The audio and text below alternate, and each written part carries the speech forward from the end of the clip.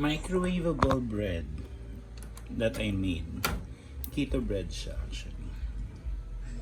Oh, mainit pa. Saglit. Ano ko kunin to?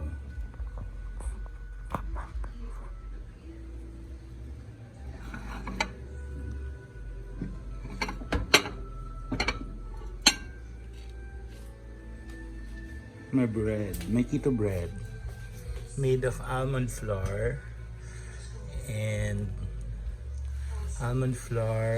pecan nuts, which I palamigin muna natin. Stop. Hello everyone, I just made my keto bread out of almond, which I made flour, and pecan. I grind it through food processor. I added 4 eggs, 1 pack of Nestle cream, 1 cup of butter, salted. Tapos I just mix it all through.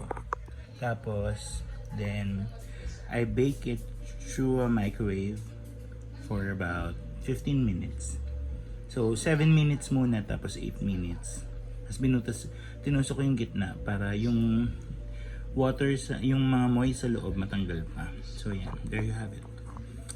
Our keto bake bread.